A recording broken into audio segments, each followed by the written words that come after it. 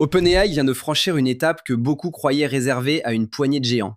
L'entreprise derrière ChatGPT a dévoilé sa toute première puce, conçue par elle-même. Son nom de code, Jalapeno.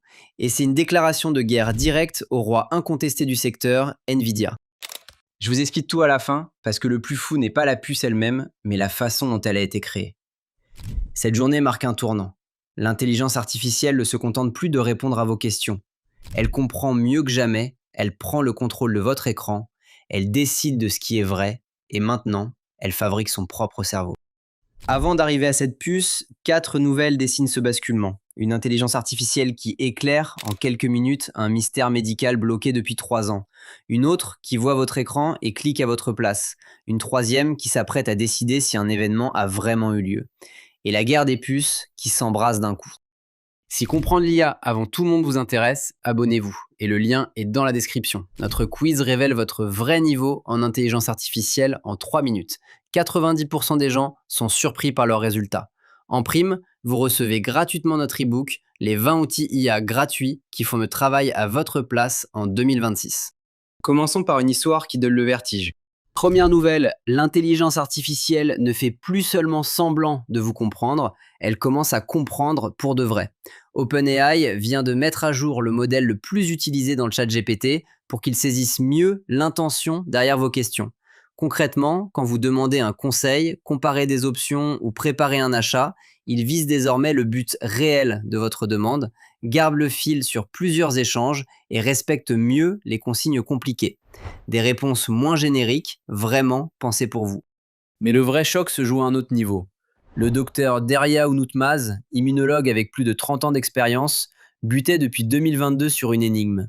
Comment le sucre influence-t-il le développement des lymphocytes T, ces cellules qui défendent le corps contre le cancer? Son laboratoire piétinait depuis 3 ans. Il a confié le problème à la version la plus avancée de GPT-5 et le modèle a fourni l'explication qui manquait, en quelques minutes. Le moment qui l'a bouleversé, il a demandé à l'intelligence artificielle de prédire le résultat d'une expérience qu'il avait menée mais jamais publiée. Le modèle a vu juste alors qu'il ne pouvait trouver la réponse nulle part sur Internet. C'est là que j'ai senti que ces modèles comprennent vraiment, a-t-il confié. Pourquoi est-ce que ça compte? Parce que l'IA passe du statut d'assistant à celui de collaborateur, capable de faire avancer la science. Une précision toutefois que le chercheur lui-même martèle, l'humain reste indispensable pour concevoir les expériences, vérifier et interpréter. L'IA propose, le scientifique tranche. Deuxième nouvelle, et celle-ci pourrait changer votre quotidien numérique, Google vient d'intégrer une capacité spectaculaire directement dans son modèle rapide Gemini 3.5 Flash, le contrôle de l'ordinateur. L'intelligence artificielle peut désormais voir votre écran, comprendre ce qui s'y trouve, puis agir seule. Elle déplace le curseur, clique sur les boutons, remplit les formulaires, navigue entre les applications, sur ordinateur, sur navigateur et même sur mobile. Le principe est limpide. Vous donnez un objectif à l'agent, il prend une capture de votre écran, analyse les pixels pour repérer les boutons et les champs, décide de l'action, l'exécute, puis recommence jusqu'à atteindre le but. Sur le grand test de référence du domaine, ce modèle se hisse au niveau des meilleurs, tout en coûtant bien moins cher à faire tourner. Google connaît le danger. Une intelligence artificielle qui pilote votre machine peut être détournée par des instructions piégées, cachées dans une page web. La firme a donc ajouté un entraînement spécifique contre ces attaques. Et 2 garde-fous, une confirmation obligatoire avant toute action sensible et un arrêt automatique dès qu'une manipulation est détectée. Pourquoi est-ce que ça compte? Parce que l'IA quitte le rôle de conseiller pour devenir un exécutant. Hier, elle vous disait quoi faire. Demain, elle le fait à votre place, directement dans vos logiciels. C'est la promesse de l'agent autonome, et aussi sa première vraie zone de risque.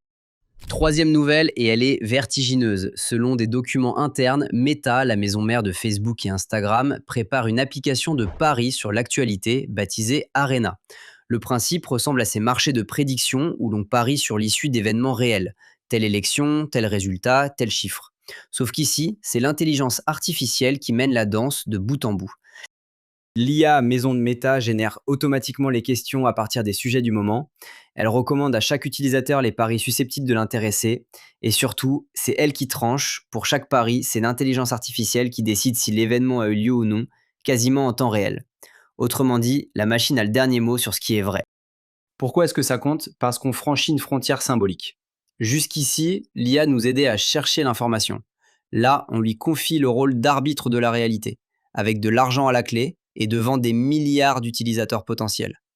Donner à une intelligence artificielle le pouvoir de déclarer ce qui s'est produit, c'est lui accorder une autorité d'un genre nouveau.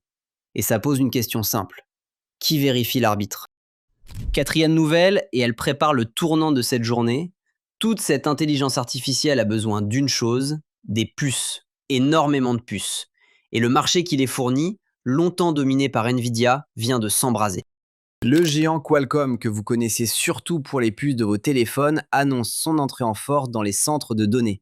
Il a dévoilé un nouveau processeur, le Dragonfly C1000, pensé pour l'intelligence artificielle, et il a décroché un client de poids, Meta, qui équipera ses infrastructures à partir de 2028. Dans la foulée, Qualcomm rachète une entreprise spécialisée, Modular, pour environ 4 milliards de dollars. Son logiciel permet de faire tourner l'IA sur n'importe quelle puce, sans tout réécrire, ce qui vise droit la position dominante de Nvidia. À l'annonce, l'action Qualcomm a bondi de 15%. Le message est clair, tout le monde veut sa part du nerf de la guerre, le silicium qui fait tourner l'intelligence artificielle. Avant d'arriver au plus gros coup de la journée, une question. Savez-vous vraiment où vous vous situez face à toutes ces technologies? Le lien est dans la description. Notre quiz vous donne votre niveau réel en 3 minutes. Et l'e-book gratuit des 20 outils IA qui peuvent travailler à votre place, faites-le maintenant, vous reviendrez juste à temps. Parce que dans cette guerre des puces, l'attaque la plus audacieuse vient d'ailleurs. Revenons donc à l'annonce qui ouvre cette vidéo. OpenAI, l'entreprise derrière ChatGPT, a toujours fait tourner ses modèles sur du matériel acheté à d'autres, principalement à Nvidia. Cette dépendance vient de prendre fin.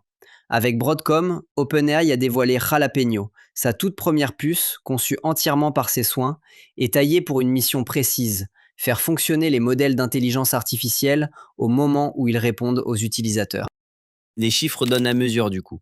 Selon le patron de Broadcom, cette puce affiche déjà des économies d'environ 50% par rapport au processeur graphique habituel. Et là où concevoir une telle puce demande d'ordinaire des années, celle-ci a vu le jour en seulement 9 mois, ce qui en ferait l'un des développements les plus rapides jamais réalisés dans ce domaine. Mais le plus fascinant est ailleurs, et c'est le vrai tournant. Pour concevoir cette puce, OpenAI a utilisé ses propres modèles d'intelligence artificielle. Autrement dit, l'IA a aidé à fabriquer le cerveau qui fera tourner la prochaine génération d'IA. La boucle se referme.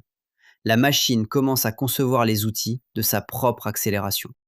Pourquoi est-ce que ça compte? Parce qu'en maîtrisant à la fois les modèles, les produits et désormais les puces, OpenAI cherche à contrôler toute la chaîne et à se libérer de Nvidia.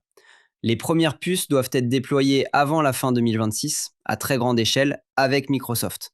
Et si l'intelligence artificielle sait déjà concevoir ses propres puces plus vite que les humains, c'est tout le rythme du progrès qui pourrait s'accélérer d'un coup. Récapitulons cette journée charnière. L'intelligence artificielle comprend désormais mieux ce que vous voulez et éclaire des mystères scientifiques vieux de plusieurs années. Elle voit et pilote votre écran, elle s'apprête à décider de ce qui est vrai.